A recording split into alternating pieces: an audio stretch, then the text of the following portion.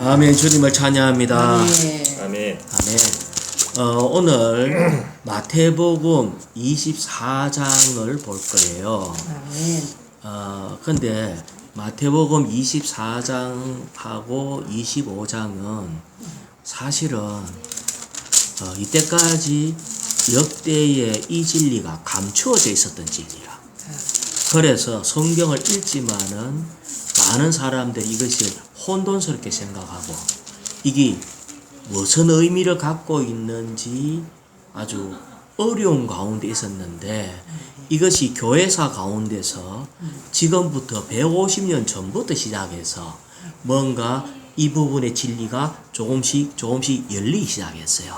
처음에 열린 것은 1829년 이후에 형제가 일으켜졌을 때 그때부터 이 성경이 열리기 시작했는데 사실은 여기에 그리스도의 재림, 대환란, 또 다니엘의 70일에 관한 예언, 휴거 이런 것들에 대해서 사실은 갇혀 있었던 그런 부분이었어요. 아멘. 그래서 우리가 오늘 이래 추구하고 있는 것은 우리가 그냥 이걸 보고 깨닫고 아는 게 아니라 역대의 주님 앞에 기 쓰임받은 종들의 이렇게 결정체, 우리가 그 바톤의 모든 부여한 유산을 다 이어받은 결정체를 가지고 이제 치마니 형제님과 이상수 형제님이 이 부분을 또 밝혀주시고 해서 이 부분을 알게 된 거예요. 네. 그래서 여기에 보면은 24장 1절부터 31절까지는 어디에 대해서 얘기하고 있나 하면은 이스라엘에 대해서 얘기하고 있는 거예요. 이스라엘이 이렇게 될 것이다에 대해서 얘기하고 있는데 그것은 처음에 또 다시 1절부터 14절까지 보면은 그리스도의 성천부터 이 시대 끝까지의 시기를 가지고 얘기를 해요. 자, 24장 1절 한번 읽어봐요. 1절 앞부분만 한번 읽어봐요. 예수님께서 성전에서 나오시어 떠나가실 때 예, 여기까지 보면은 영어로 보면은 여기에 예수님께서 앞에 end가 붙어 있어요. 그러니까 다시 말하면 그리고라는 말로 24장이 시작돼요. 그러면 이 말은 23장의 연속입니다.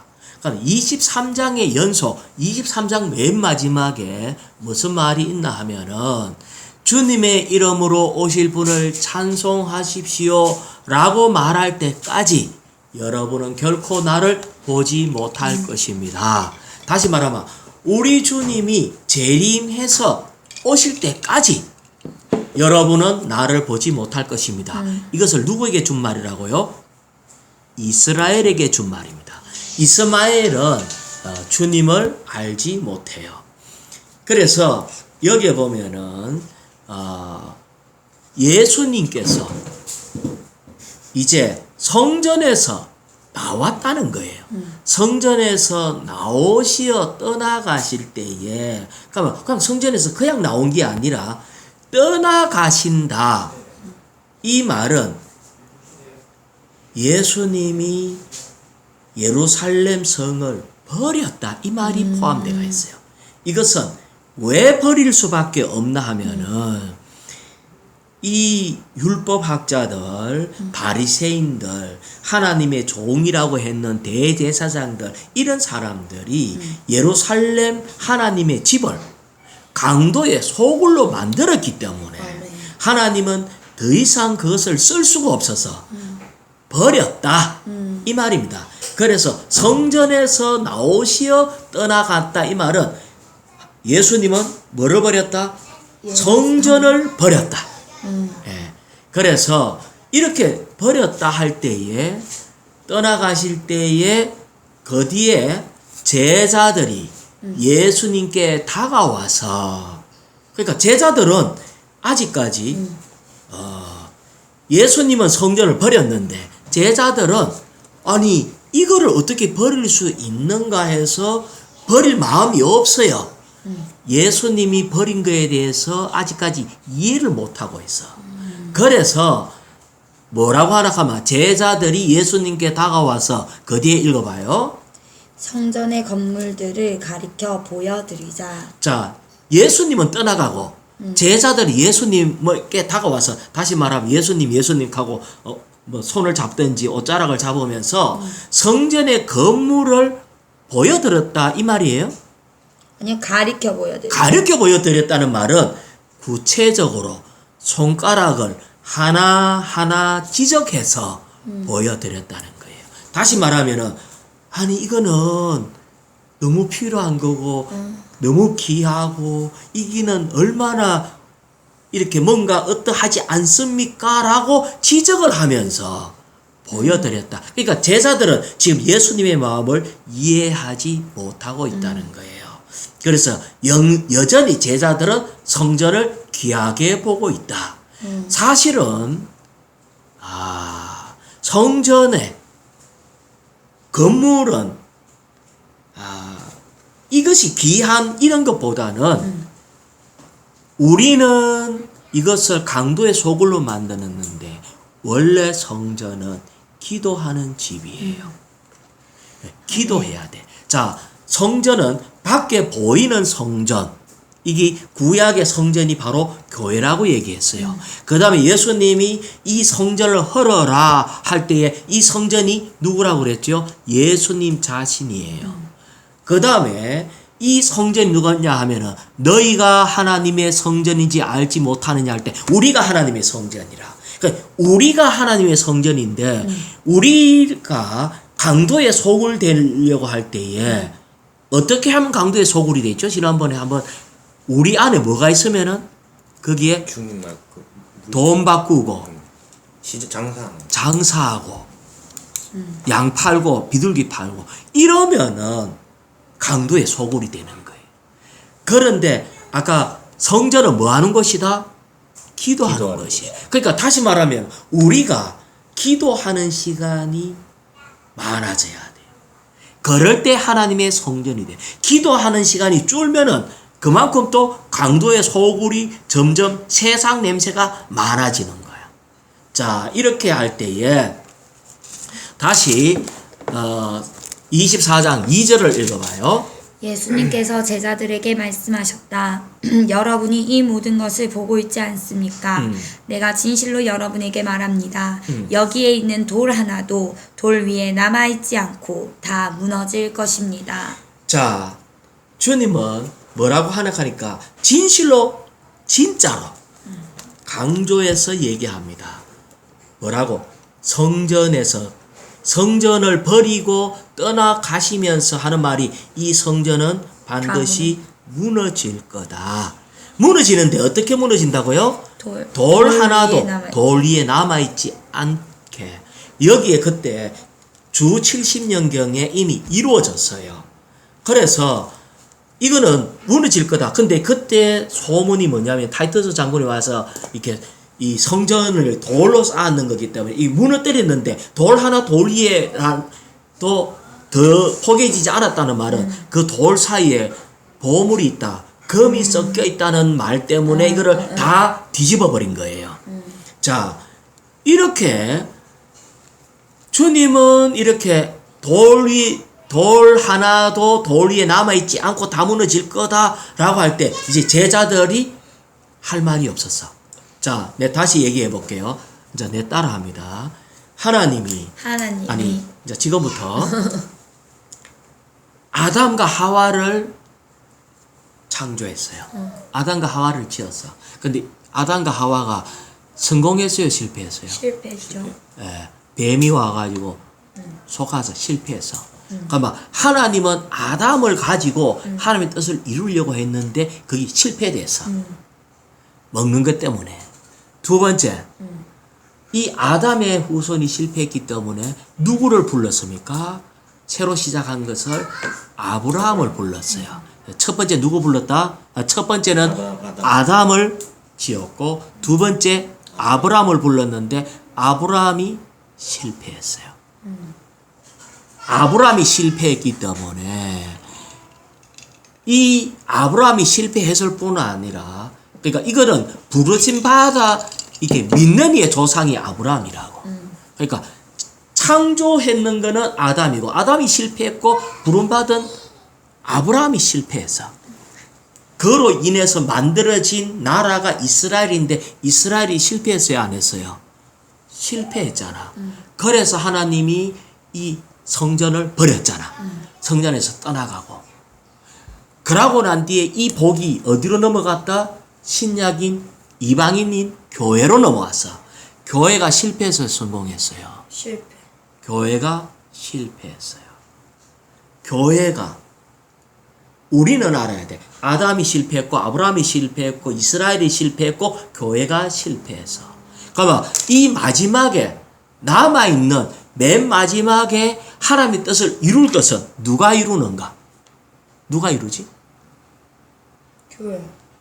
교회가 실패했다. 신부. 사내아입니다. 우리가 알아야 돼. 한번 따라해봐요. 교회의 존재의 목적은 교회의 존재의 목적은 사내아이를 얻는 것이다. 사내 아이를 얻는 것이다. 예. 이 사내아이를 얻지 못한다면은 교회의 존재의 의미가 없어요. 교회는 계속 핍박을 받고 어려움이 있고 지금까지 왔는데 그 어려움을 통과하면서 사내아이를 놓으면은 성공한 거야. 그러고 사내아이를 놓으면은 이제 주님이 다시 오실 수가 있어. 이 사내아이가 바로 뭐냐? 신부가 되기 때문에. 아멘. 그래서 우리는 어디에 살고 있다? 이 마지막 시대에 사내아이를 낳기 위해서 하는 겁니다. 그런데 이것에서 이제 다 무너진다고 말하니까 이 말을 제자들이 들을 때에 제자들은 마음이 너무 자기들이 믿고 있고 존중이 여기는 예루살렘 성전이까지 다 무너뜨린다 하니까 이것이 궁금하잖아. 왜 이런 일이 생겨야 되는가 싶어서 제자들이 물어봐요. 24장 3절. 예수님께서 올리브 산 위에 앉으셨을 때 제자들이 따로 나와 자, 여기에 예수님이 올리브 산이라 하는 말은 자, 우리 개혁 성경에 보면 항상 감난산이에요. 주님이 수시로 기도하러 올라갔던 그 감난산. 그 산 위에 앉아 있을 때 제자들이 따로 나와. 잠깐만, 그때는 많은 사람들이 같이 따라다녔다고. 근데 여기에 따로 나왔다는 말은 이 궁금한 거, 지금 주님이 심각하게 말씀하시고 있는 성전이 다 무너진다는 말을 들었을 때에 이것에 대한 엄중한 질문을 하기 위해서 살짝 온 거예요. 와갖고 엄중한 질문을 하는 겁니다. 자, 그 다음에 계속. 우리에게 말씀해 주십시오. 언제 이런 일들이 일어나며 주님께서 오시는 때와 이 시대가 종결될 때에는 어떤 징조가 있겠습니까? 라고 하니 자, 여기에 세 가지를 질문했어요. 언제 이런 일이 일어납니까? 언제 이런 일 가니까 이런 일은 무슨 일이지? 성전이 무너져. 성전 무너지는 일이 언제 일어납니까? 첫 번째 질문. 두 번째, 주님께서 지금 가신다 했으니까 오시는 때는 대환란 때를 얘기합니다. 대환란. 주님이 다시 오실 때는 대환란의 마지막 때 오시기 때문에 그래서 그때를 물어보는 겁니다. 오시는 때가 뭐냐면은 온다는 말은 파루시아 임재를 얘기해요. 임재, 파루시아. 그분이 공중에 먼저 오시고 그 다음에 공중에서 땅으로 오시가지고 그럴 때에 우리는 이렇게 믿는 대다수의 믿는 이들이 휴거를 하는데 어디로 휴거를 하나 하니까 공중으로 올라가. 그래서 그 다음에 그리스도의 심판대에서 먼저 심판을 받고 주님은 이렇게 이기는 자들과 함께 이 땅으로 다시 오시는 파루시아, 주님이 재림하는 것. 이것이 임재, 재림 이렇습니다. 오시는 때. 세 번째 질문은 이 시대가 종결될 때 어떤 징조가 있겠습니까? 하고 어떤 징조를 해서 지금 이것이 너무 중요하다는 거예요. 자, 여기에서 자, 한번 찾아봐요. 요한계시록 6장 12절. 지금 오늘 이 중요한 내용인데 6장 12절 한번 찾아봐요. 내가 먼저 한번 읽어볼게요. 6장 계시록 6장 12절 또 내가 보니 어린 양께서 6째 봉인을 떼실 때에 자 봉인이 아멘. 봉인은 7개가 있어요. 그런데 이미 거의 5개 다 떼져서 지금 6번째 인이 떼지실 때에 6번째 인을 딱 뗄 때에 뭐가 그 다음에 지진. 큰 큰 첫 번째 지진이 났고. 큰 지진이 나. 그 다음에 해가 해가 검은 검은 털로 털로 짠 짠 청과 청과 같이 같이 검어졌고 해가 해가 검어졌대. 검어지. 세 번째 그 다음에 달 전체가 피와 같이 되었다. 예, 피와 같이 되었대요. 자, 그러면서 뭐라고 했어요? 13절 뭐라고 했어? 하늘의 별들이 땅으로 떨어졌는데 마치 무화과 나무가 거센 바람에 흔들려서 설익은 열매들이 떨어지는 것과 같았으며. 자, 내가 뭐지 우박이야. 자, 아니 우박은 별이 아니잖아. 불. 아니죠. 자, 별똥별. 자, 별똥별. 자, 13절에 하늘에 자, 생각을 해봐요. 하늘의 별들이 별들이. 땅에 우르륵 무화과나무가 거친 바람에 흔들려서 설익은 열매처럼 떨어지는 것처럼 왕창 확 떨어지면은 이 지구가 온전할까 안 할까? 온전하지 않지. 온전하지 않죠. 온전하지 않지. 조그만한 거 같으면은 떨어지다가 그냥 다 타버릴 거라고. 그런데 이때는 그런 게 아니라고. 자, 그러면은 이게 도대체 어떻게 된 건가 할 때, 자, 우진이 해가 검은 털로 짠 천과 같이 검어졌다. 이런 해를 본 적이 있어. 일식. 그런데 그건 가리지. 한 번 하다가 가려져 갖고 한 번 한데 검은 천으로 짰다고 할 때에 털로 짠 검은 털로 짠 천과 같이 검어졌대. 그러니까 이건 일식의 어떤 문제가 아니라 이렇게 짜진 거라. 검은 털로. 내가 이걸 가지고 맞는지 안 맞는지는 모르겠는데 제일 가까이 설명할 수 있는 거는 태양 흑점이라. 태양 흑점이 지금 난 태양 흑점에 대해서 조금만 설명하면은 태양 흑점은 폭발하는 거 아니에요? 탁탁 이렇게. 폭발하는 건데 태양이 지금 올해에는 태양 흑점이 한 개도 없어. 과학자들이 태양 흑점을 계속 관찰해. 태양 흑점은 11년 주기로 많이 늘어났다가 사라졌다고 해. 태양 흑점이 왜 중요한가 하니까 태양 표면의 그 빛의 온도는 6000도야. 태양 흑점이 일어나는 것은 그 태양 내부에 있는 것이 대기 순환하듯이 태양 속에 있는 게 밖으로 튀어나와서 폭발할 때 자기장을 확 내뿜어버려. 그럴 때 그때 온도가 4000도라. 그래서 밝은 6000도에서 태양 대류에 의해 가지고 튀어나가고 폭발해버리는 그것이 태양 흑점이라. 그래서 너무 밝기 때문에 그게 상대적으로 검게 보여요. 태양 흑점이 많아지면은 어떤 일이 벌어지는가? 근데 태양 흑점 많아지면 어떤 일이 벌어진 줄 알아? 어두워지. 태양의 온도가 떨어지나? 온도가 높아 터지나? 어두워지는 거지. 다시 얘기하면은 태양 대류가 흑점은 많이 일어나는 거 아니에요? 태양 속에 있는 것이 원자 폭탄 터지듯이 속에 있는 것이 밖으로 나오면서 터져버리는데 그 태양 흑점 한 개 크기가 지구보다 큰 거야. 이것이 많이 터질 때에 지구에서 일어나는 일은 자기장의 공격이 많아져 가지고 여기에 뭐가 있나 하면은 그 전파력이 아주 강해 갖고 X선과 고에너지 입자들이 많이 방출돼 갖고 거기에서 지구에 도달하는 것이 단파 통신 장애가 일어나고 위성 훼손이 일어나고 항공기 승객과 우주 비행의 피포, 전력 시설 파손 이런 것들이 일어나.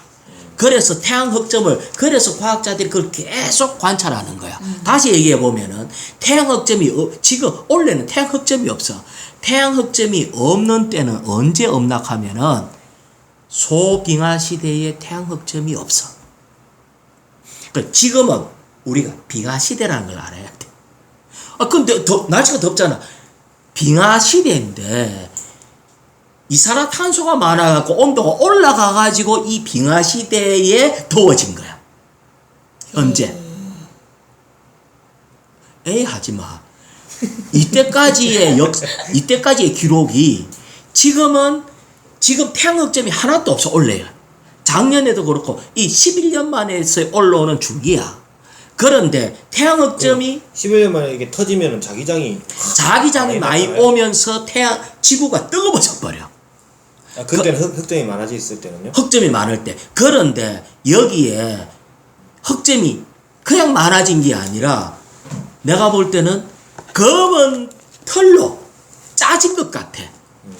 그러면은 태양이 엄청나게 많은 폭발을 하게 되면은 금방 얘기했는 이 지구에 이런 위성이 훼손된다 할 때 우리가 쌓아 올린 위성 이름이 뭔지 알아? 알아. 과학자들이 하는 말이 우리 별이라고 그래. 그러니까 우리가 쌓아 올린 것이 항상 곧 떠가 있기 때문에 우리 별, 메토, 무궁화, 메토 이런 식으로 얘기를 하고 있다고. 한 면에 여기 아까 12절에는 뭐라고 그랬어요?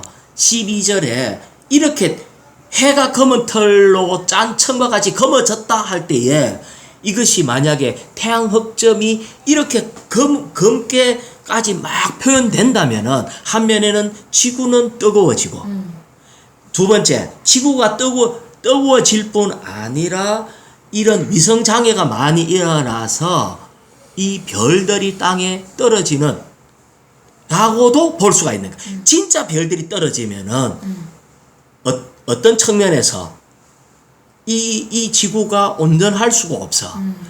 그런데 내가 볼 때 이것이 어쨌든 그렇게 태양이 검은 털처럼 짜여졌다 할 때 다른 건 모르겠고 기상이변이다. 무조건 기상이변이다. 이때까지 이런 경험을 해본 적이 없다. 이런 기상이변이 일어나고 해도 붉어지고 별이 떨어지고 어쨌든 이것이 기상이변들이 일어나는 상황이 온다는 거야. 그게 이 시대에 종결될 때 일어나는 겁니다. 아멘. 자, 여기에서 이제 4절, 24장 4절요. 24절. 예수님께서 제자들에게 대답하셨다. 아무에게도 미혹되지 않도록 주의하십시오. 자, 어떤 측면에서 이 시대가 종결될 때 이런 징조들이 있을 때 얘기하는 것이 아무에게도 미혹되지 않도록 해라 하면서 뭘 미혹되지 않게 하라 하나 하면은 5절. 왜냐하면 많은 사람이 내 이름으로 와서 내가 그리스도입니다 라고 하며 많은 사람을 미혹할 것이기 때문입니다. 자, 많은 사람이 내가 그리스도라고 하면서 미혹한데, 아마 미혹이라는 말이 도대체 뭐지? 자, 내가 그리스도다 하면서 속인다는 말이 아니잖아. 그러면 속인다, 아니면 내가 그리스도라고 거짓말할 것이다, 이런 말이 아니잖아. 여기에 미혹한다는 말이 뭐지? 유혹, 미혹. 무엇에 무엇에 홀려서 정신 차리지 못하게 하는 것. 정신이 헷갈려서 갈팡질팡 헤매는 거, 이게 미혹이에요.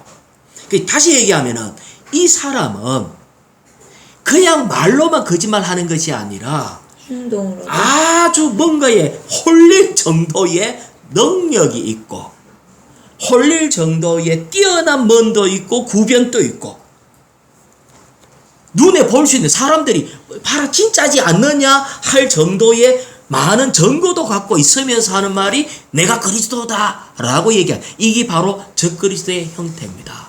그래서 생각할 때 아이고 나는 안 속지 뭐 자신감만 갖고 난 괜찮아 나는 안 속을 거야 이거 가지고만은 미혹되지 미혹 안 될 수가 없다. 이것 갖고는 안 될 수가 없다. 자 그러면 내가 하나 물어볼게.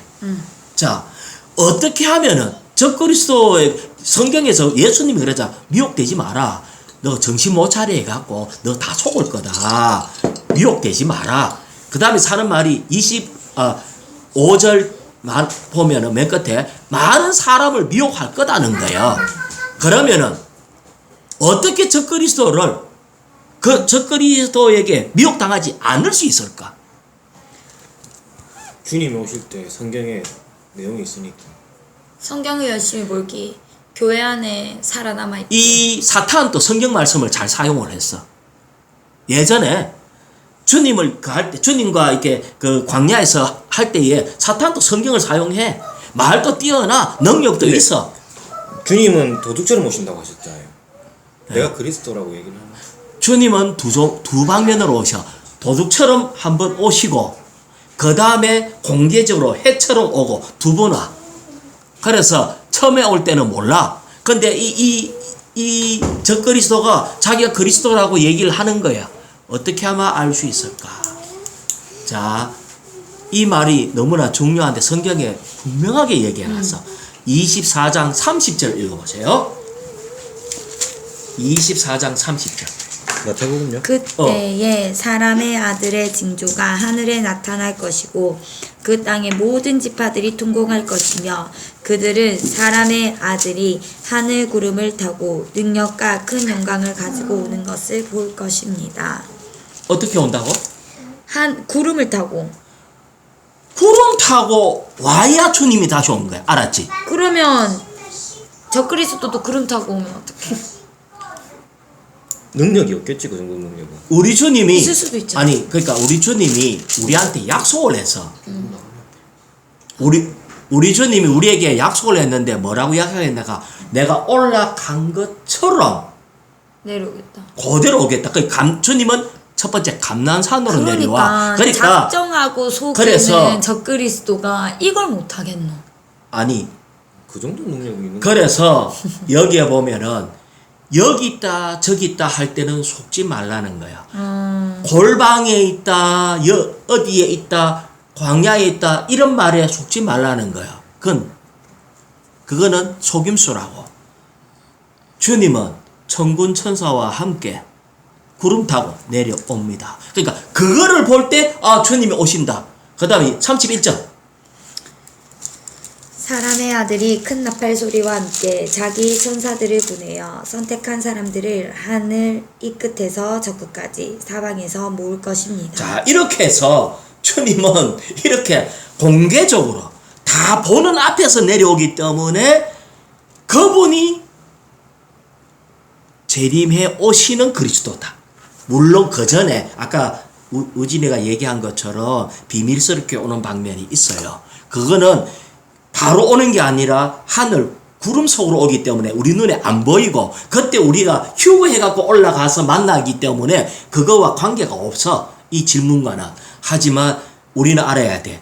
이 땅에서 내가 그리스도다 하면은 어떠다? 다 거짓말장이에요. 그리스도가 여기 있는데 그 사람 죽은 사람도 살리내고 막 대단한 능력이 있고 어쩌고저쩌고 아무리 얘기해도 그건 뭐다? 거짓말이다. 우리 주님 어떻게 오신다? 구름 타고. 구름 천사들하고. 타고 천사들하고 함께 그래가 쫙 내려오셔야 돼. 근데 번개처럼 내려와 사실은.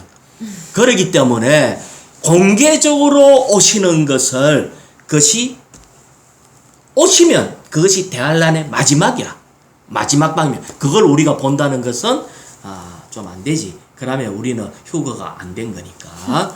자 24장 6절입니다. 그것도 준비를 하긴 해야 될까. 그러니까 속지 말. 이 땅에서 내가 많은 사람이 내가 그리스도다 하면은 다 거짓말장이다. 그래서 주님 속지 말라고 얘기하는 거야. 24장 6절. 여러분이 전쟁의 소식과 전쟁의 풍문을 들을 것이나 놀라지 마십시오. 이런 일이 반드시 일어나겠지만 아직 그 끝은 아닙니다. 이것은 1세기 때부터 지금까지 전쟁 얼마나 많아서 하지만 끝은 아니다. 그럼 언제가 끝이냐? 자, 전쟁 끝은 아닌데 전쟁 종류에 대해서 얘기하는데 7절 민족이 민족을 하는 말은 미국 안에서 만약에 또 어떤 나라 안에서 하는 내전, 민족이 민족을 그 나라 한 나라 안에서 이 민족 저 민족끼리 싸우는 거, 또 흑인하고 백인하고 싸우는 거, 이런 것들이 내전을 얘기하는 거예요. 나라가 나라를 대항하여 일어날 것이고, 나라와 나라는 뭐 한국하고 뭐 일본하고 뭐 이런 식으로 다른 나라, 이것은 국제전이 일어날 것이고, 여기저기에 기근과 지진이 있을 것인데, 항상 전쟁이 터지고 나면은 뒤에 따라오는 것이 기근이 옵니다. 그래서 자, 그 다음에 8절 이 모든 것은 해산의 고통의 시작입니다. 이 모든 것은 해산의 고통의 시작이다. 아까 해산의 고통은 계속 고통이 오다가 딱 해산할 때 최고 아프단 말이지. 그런 것처럼 지금 사내 아이를 놓을 때가 최고의 고통이 일어나요. 지금 또 역대로 교회가 많은 핍박을 받아가지고 얼마나 어려움이 많이 있었지만은 그것은 사실은 맛배기고 이 대환란 맨 마지막에 교회가 사내 아이를 놓을 때가 최고의 고통이다. 그게 가장 어려운 때입니다. 이 참고통이 그때 오는 거예요. 자, 9절요. 그때 사람들이 여러분을 환난에 빠뜨리고 죽일 것이며 여러분이 내 이름 때문에 모든 민족에게 미움을 받을 것입니다. 자, 여기에서 사람들이 여러분을 했는데 아까 여기 여는 지금 누구라고 그랬죠? 아까 세 종류가 있어서 주님은 누구에게 예언을 했나 하니까 지금은 유대인들 이스라엘 사람들한테 지금 하고 있는 얘기예요. 그러니까 요거는 사실을 근거로 그대로 해석하면 돼. 비유적이거나 이렇지가 않아. 이걸 그대로 해석하면 돼. 그래서 이것은 뭐냐면은 이스라엘 백성의 초기 순교자들, 예수님의 제자들, 그리고 이스라엘 사람들 중에서 하여튼 이런 초기의 유대인 제자들을 얘기하는 겁니다. 그래서 그들은 미움을 받을 것이고, 자, 10절 읽어볼게요. 그때 많은 사람 유대인들이 실족할 것이고 서로 배반하고 서로 미워할 것이며 그들이 서로 배신자들하고 서로 싸우고 하여튼 이런 일들이 계속 일어난다. 자, 11절요. 많은 거짓 선지자가 일어나 많은 사람을 미혹할 것이고. 예. 성경의 하나님의 뜻과 전혀 다르게 해석하는 이런 것들이 일어날 겁니다. 그 다음에 12절 불법이 성행함으로 많은 사람의 사랑이 식어질 것이다. 이것이 하여튼 마지막 때의 어떤 이스라엘의 마지막 때의 특징입니다. 자, 13절. 그러나 끝까지 견디는 그 사람은 구원을 얻을 것입니다. 자, 여기에 끝까지 견디는 사람은 구원을 얻는다 했는데 구원에 대해서 두 종류의 구원이 있어요. 첫 번째 은혜 복음의 구원이 있어. 이거는 선물이라. 그래서 다만 받아들이면 돼. 자, 내가 에베소서 2장 8절 읽어볼게요. 여러분은 그 은혜로 말미암아 믿음을 통하여 구원을 받았습니다. 이것은 여러분에게서 난 것이 아니요 하나님의 선물입니다. 자, 은혜 복음은 뭐라고요? 하나님의 선물. 선물은 우리의 행함하고 아무 관계가 없어. 그냥 받기만 하면 돼. 그래서 이것을 보고 은혜 복음, 하나님의 선물, 이 구원을 얘기하고 있어요. 그런데 여기서 얘기하고 있는 것은 또 다른 겁니다. 알았죠? 끝까지 견디는 사람에게 주는 거기 때문에 다른 거예요.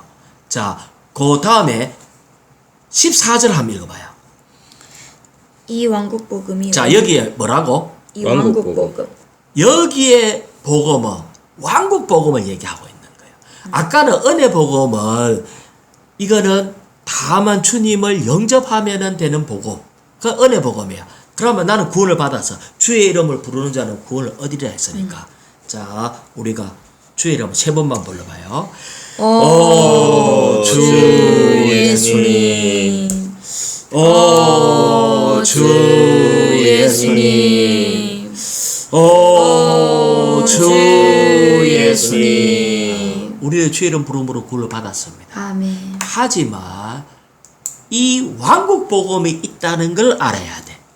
왕국 복음은 이 하나님의 구원으로 이끌 뿐 아니라 천국 안으로 이끌어요. 왕국 복음은 우리를 어디로 이끈다? 천국. 천국은 천국인데 나타난 천국. 꽃이 활짝 핀 것 같은 그 천국 안으로 이끌어요.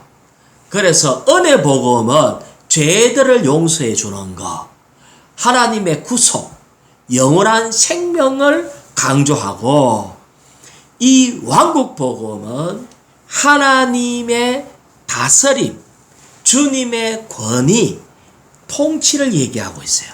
이게 왕국 복음이에요. 자, 다시 왕국 복음은 뭐냐면은, 자, 지난번에 내가 한번 마태복음 할 때마다 얘기를 했는데, 동물의 생명으로 가득 차가 있는 왕국을 뭐라고 하죠? 동물의 왕국. 그건 동물의 왕국이에요. 식물의 생명으로 가득 차가 있는 것을 보고 식물의 왕국이에요.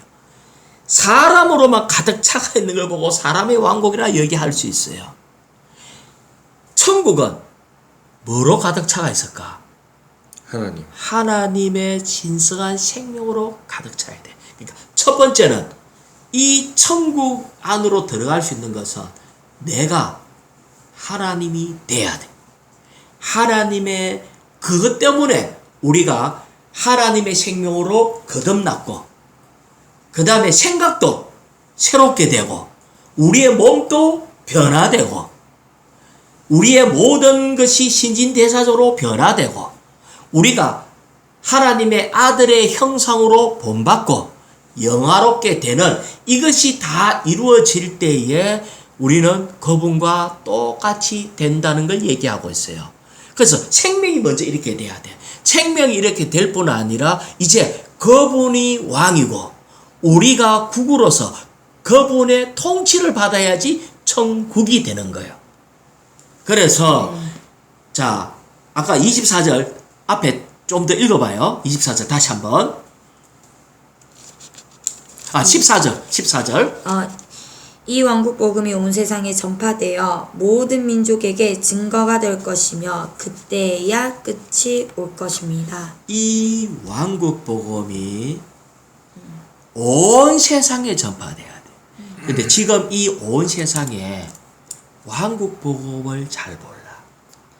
우리가 어떻게 하면은 이 왕국 복음은 하나님의 생명으로 자라고 성숙하고 가득 차야 된다는 것을 알아야 되고, 뿐만 아니라 이 생명의 다스림, 이 생명의 통치, 이 생명은 성령의 역사이기 때문에 성령의 인도를 받는 기름 부음을 따라 사는 것이 있어야지 왕국이 이루어지는 거예요.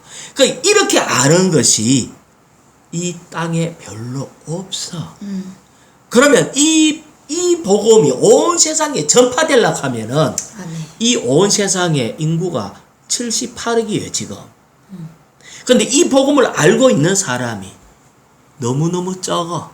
그럼 어떻게 하면은 이게 전파돼야 온 민족에게 전거되는 것이 바로 뭐냐? 왕국 복음이 땅끝까지 전파된 것이 이 세상의 끝인 것을 증거하는 거예요. 지금 아직까지 이것이 전파 안 됐기 때문에 주님 오실 수가 없어. 나중에 왜냐하면 나는 이 복음을 한 번도 못 들어봤는데요 하기 때문에 심판을 받을 수가 없어. 우리 주님은 공평하신 분이라 모든 사람에게 다 가르쳐주고 기회를 다 주고 난 뒤에 너 왜 내 갈치 줬는데 왜 이 복음을 안 받았느냐 이렇게 해야지 우리 주님이 공평하신 분이잖아. 자, 그러면은 이렇게 되려고 하면 어떻게 해야 될까? 자, 내가 어느 날 주님 앞에 기도하면서 주여 이 왕국 복음이 온 세상에 전파돼야 주님이 오시고 그때야 끝이 난다는데 우리가 이래갖고 지금 이 적은 숫자로 이 진리를 어떻게 접해야 다 되겠습니까? 하고 아주 답답한 그런 마음을 갖고 있었는데 이제 코로나를 통해서 우리 주님이 보여주신 게 있어. 이제는 많은 사람이 대면을 하지 못하는 환경이 와도 인터넷을 통해서 이제 만약 코로나라든지 앞으로 이거보다 더 심하면 하는 것이 있을 때에 인류가 이제 이 세상이 정말 말세겠네 끝나겠네 할 때에 어떻게 하면은 내가 여기서 구원을 받을 수 있을까 할 때에 진리를 유튜브라든지 인터넷 세상을 통해서 이것을 찾아보게 된다는 거예요. 그럴 때 이 진리가 왕국 복음이 완전히 공개돼야 돼. 나중에는 모든 사람이 마음만 먹으면은 다 볼 수 있는 상태가 온다는 거예요. 지금은 한번 넘어갈지 몰라. 앞으로 가면 갈수록 모든 사람이 이거보다 더 큰 아까 이 대환란의 지진과 이 무슨 아까 태양의 흑점과 사람이 살 수 없는 모든 어떤 환경이 안배될 때에 많은 사람이 이거 이래갖고 어쩌겠나 라고 하고 죽음이 두려워질 때에는 많은 사람이 이제 이걸 보게 된다는 거지.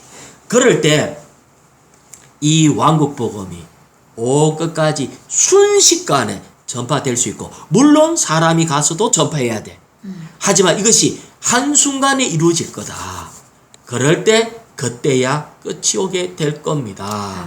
라고 했습니다. 자, 15절.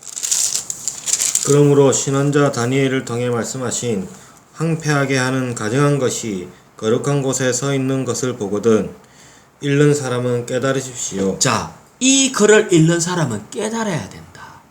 아까는 왕국 복음이 땅끝까지 전파될 때 마지막 때라는 것을 가르쳐 줬고 두 번째 다시 얘기하는 것은 대환란이 언제 오는가 할 때에 신원자 다니엘을 통해서 지금 예수님이 얘기하고 있는 거예요.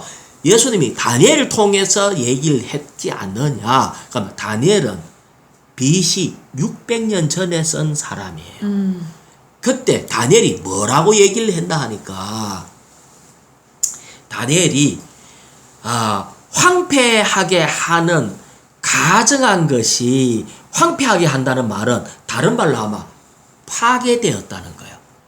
파괴됐다는 것을 이것이 적그리스도는 특징이 파괴하는 거예요. 왜? 그것이 적그리스도가 파괴자 아블론. 형제 아블론 혹시 들어본 적 있어? 요새 게임 중에서 아블론이 있어. 게임 네. 그게 사탄이라고. 게임에서 아블론이 파괴자야. 그 파괴자가 뭐냐? 적그리스도는 파괴하는 사람. 그래서 아블론에게 황폐하게 하는 가증한 것이 바로 뭐냐? 적그리스도의 우상을 얘기하는 거. 이것이 대환란의 징조다. 거룩한 곳은 뭐지? 어디가 거룩한 것이지? 거룩한 것은 예루살렘 성, 지금은 예루살렘 성이 없는데 예루살렘 성이 지어지고 난 뒤에 거기에 성소에 서 있는 것을 보거든 어느 날 서가 있게 된다는 거예요. 자, 내가 요한계시록 13장 12절을 한번 읽어볼게요. 거기에 보면은 한번 15절을 한번 찾아봐요. 13장 요한계시록 13장 15절 찾아봐요. 나는 12절 읽어볼게요. 땅에 거하는 사람들을 미혹하여 칼을 맞고도 살아난 짐승을 위하여 형상을 만들라고 땅에 거하는 사람에게 명령하였습니다. 자, 이 적그리스도가 결국은 칼 맞고 죽었어. 죽었는데 다시 살아나는 이걸 보고 야, 이 사람은 신인갑다 이래가지고 그의 형상을 만들어라 했으니까 우리는 그 사람의 형상, 그 사람하고 똑같이 만든 형상이 그걸 보고 우리 다른 말로 동상이라고 그래. 형상, 동상을 만들었는데 자 15절 읽어봐요. 또 둘째 짐승은 능력을 받아서 첫째 짐승의 형상에게 호흡을 주고 자 형상에게 뭐 줬다고? 호흡. 호흡을 주고 그 다음에 심지어 짐승의 형상이 말을 하도록 하였으니 아까 형상을 내가 다른 말로 뭐라고? 동상. 동상 이때까지는 말하는 동상이 없었어. 그런데 이때는 말하는 동상이 생기는 거야. 호흡을 한다는 말은 이 동상이 움직여. 숨 쉰다는 거야. 살아있는 것처럼. 숨 쉬고. 그 다음에 짐승의 형상이, 동상이 말을 해. 그 다음에 계속 읽어봐요. 또 짐승의 형상에게 경배하지 않는 사람은 누구든지 죽음을 당하게 하였습니다. 그러면 이 로보트. 이 형상, 이 동상은 볼 수도 있잖아.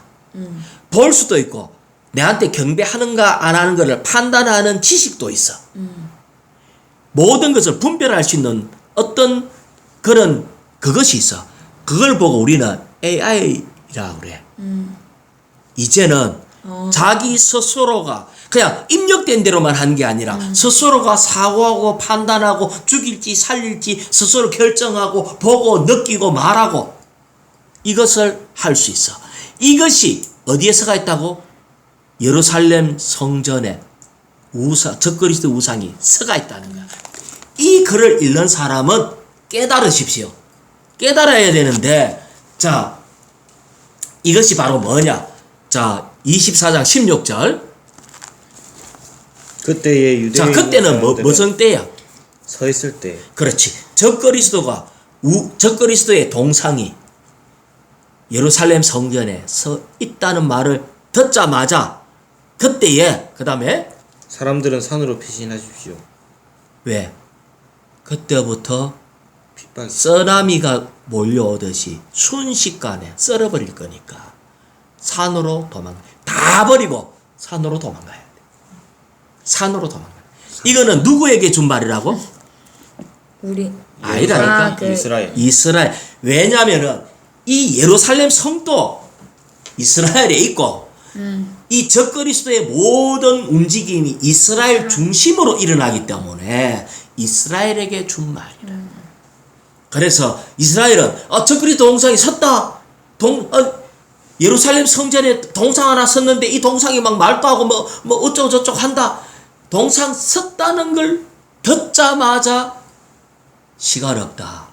모든 것 포기하고 산으로 도망가라. 왜 산으로 도망갈까? 왜 산으로 도망가나 하면은 왜 산으로 우리 주님이 산에서 기도하는 감난산으로 오십니다. 그때 감난산으로 오시는데 그것이 갈라져. 내가 한번 읽어볼게요. 스가랴서 14장 4절이에요. 내가 한번 읽어볼게요. 그날에 이 마지막 때 그날 주님 오시는 그날에 그의 발이 우리 주님의 발이 예루살렘 앞 곧 동편 감난산에 설 것이요. 감난산은 그 한가운데가 동서로 갈라져 매우 큰 꼴찌가 되어서 산 절반은 북으로 절반은 남으로 옮겨지고 다시 말하면 우리 주님이 오실 때 아까 어디서 올라갔어? 감난산에서 다 모르는 사람이 보는 앞에서 올라갔잖아. 다시 오실 때 감난산 다시 오신다고 그랬어. 와가지고는 주님이 그 앞에 섰는데 오른발 왼발 해갖고 발길이 있는데 그 감난산이 절반으로 쫙 쪼개지면서 큰 꼴짜기를 이루어. 산으로 도망간 사람은 그 안으로 들어가 숨을 수 있겠죠. 그게 천년의 요새가 됩니다. 그때 아마겟돈 전쟁이 먹이또 꼴짝에서 일어나는 거예요.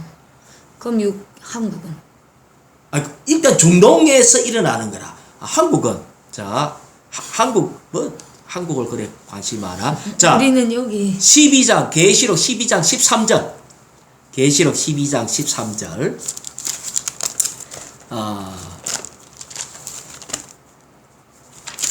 여기 지금 마지막 때에 일어나는 일들을 지금 얘기하고 있는 거예요. 예. 종이 자기가 땅으로 내던져진 것을 알고 사내 아이를 낳은 여자를 박해하였습니다. 사내 아이를 낳았는데 낳은 여자는 교회라. 교회가 사내 아이를 낳았어. 그런데 그걸 알고 용이 박해를 했어. 14절. 그러나 그 여자는 자기에게 주어진 큰 독수리의 두 날개로 광야에 있는 자기 처소로 날아가 거기에서 뱀의 낯을 피하여 한 때와 두 때와 반 때 동안 음식을 공급받았습니다. 한 때, 두 때, 반 때니까 3년 반이래요. 3년 반 동안 거기에서 음식의 공급을 받았습니다. 이 독수리의 두 날개. 지금 독수리가 나라를 상징하는 것은 미국이라고. 그래서 결국은 미국 광야에 있는 자기 처소로, 이 독수리의 자기 처소니까 미국으로 날아가서 거기에서 3년 반 대환란 기간 동안에 음식을 공급받아. 교회는 그때. 그러니까 다시 얘기하면은 지금 이스라엘은 아까 어떻게 이스라엘은 산으로 도망가야 돼. 산으로 도망가야 돼. 예. 그다음에 나머지 교회들은 이렇게 또 미국으로 또 도망가고, 그러니까 어쨌든 이런 일들이 발생돼요. 자, 14장 17절. 24장 17절. 지붕 위에 있는 사람은 집에서 물건을 꺼내려고 내려가지 말며. 자, 유대에 있는 사람은 산으로 가고, 지붕 위에 있는 사람은, 그러니까 이 말은 쓰나미 몰려오듯이 대환란의 어떠함이 급속하게 오기 때문에 물건 좀 챙기고 이렇게 할 시간이 없다. 그냥 빨리 그냥 가라. 집 안에서 물건 꺼내려고 가지 말고, 그 다음에 18절 밭에 있는 사람은 겉옷은 외출복이에요. 외출복 가지려고 뒤돌아서지 말고, 아이고 내가 그래도 이번에 마찬 예복이 있는데 하고 이런 거를 관심하지 말라는 거예요. 그래서 사실은 이 모든 것은 그때 대환란의 실질적인 대환란이 그때부터 일어나. 그래서 도망가는 것밖에 없어. 근데 이제 우리 주님 그랬지. 누가복음 12장 22절에 예수님께서 또 제자들에게 말씀하셨습니다. 그러면 내가 여러분에게 말합니다. 여러분의 목숨을 위하여 무엇을 먹을까? 여러분의 몸을 위하여 무엇을 입을까? 염려하지 말고 다만 그냥 주님이 이렇게 피해라, 이리 해라, 저리 해라 할 때 그렇게 해야 되는 거예요. 자, 이제 조금만 더 갑시다. 19절. 그날들에는 이신한 여자들과 젖먹이는 여자들에게 화가 있습니다. 왜냐하면은 도망가기가 어려우니까. 20절. 여러분이 피신하는 일이 겨울에나 안식일에 일어나지 않도록 기도하십시오. 예. 자, 여기에 21절 이제 21절까지만 할 거예요. 그때에 대환란이 있을 것인데 이 대환란은 3년 반이에요. 자, 이 대환란은 요것만 조금 정리하고 끝낼게요. 이 시대 끝에 적그리스도는 한 일해 동안 유대인하고 평화협정을 맺자. 안 싸우겠다고. 이 일해라는 말은 7년이라고. 7이라는 숫자거든. 7년 동안 평화협정을 맺었는데 이 7년의 절반 때 적그리스도가 이렇게 언약을 파괴하고 하나님을 경배하지 못하게 하는 거예요. 그래서 아까 그 우상이 섰는 그때부터 시작해서 그는 하나님을 모욕하고 하나님을 박해하고 그것이 3년 반인데 그것이 바로 42달이에요. 42달. 그래서 요 다니엘서 9장 27절 읽어볼게요. 그가 장차 많은 사람으로 더불어 한 일해 동안 언약을 굳게 정하겠고 7년 평화협정을 맺어서 아주 약속을 해서 그가 그 일의 절반의 제사와 예물을 금지할 것이며 또 잠포하여 미운 물건이 날개를 의지하여 설 것이며 또 이미 정한 종말까지 진노가 황폐하게 하는 자에게 쏟아지리라 하였느니라. 그래서 대환란은 3년 반이 대환란이다. 그러니까 자 다시 얘기해 볼게요. 7년이 있었는데 그 앞에 7년의 앞부분은 뭐냐? 천재지변이에요. 천재지변이 심각해 갖고 사람 살기가 아주 어려운 것으로 쫙 가다가 요 대환란 바로 들어가기 직전에 하나님이 천사를 보내가 장관 수도하고 화평케 하는 시간을 줘. 그때 주님은 온 땅에 14만 4천의 인을 치기 시작하는 거예요. 이스라엘의 14만 4천을 인을 치기 시작하는 거예요. 인을 다 치고 난 뒤에 그 다음부터 사탄은 또 사탄의 도장을 찍는 거예요. 666이라는 도장을 찍어. 그래서 어떤 면에서 이 천재지변으로 7년 대환란 기간 어째 보면 이제 7년인데 7년 중에 앞에 3년 반은 사람이 정말 살기 어려운 아까 얘기했는 뭐 태양 흑점이 나오든지 그 오만 어떤 어려움이 다 나갔고 지진도 일어나고 이렇게 하다가 잠깐 숨 돌릴 때 이 땅에 온 사람에게 왕국 복음이 전파됩니다. 왕국 복음이 다 전파됐다 하는 순간 사람들이 내 생명이 왔다 갔다 할 때 어떤 사람은 이제 내가 죽기 바로 직전에 내가 하나님 믿어야 안 되겠나 이런 마음이 그때 다 드는 거예요. 그래서 어떤 사람은 하나님을 완전히 욕하고 배반하는 사람이 있고 배역하는 사람이 있고 어떤 사람은 하나님께 돌이키는 사람이 있고 그래서 이 온 세상이 둘로 쫙 나눠져 버려. 그러고 난 뒤에 하나님은 자기 자녀들을 인을 다 치고 끝났을 때에 대환란이 시작되는 거예요.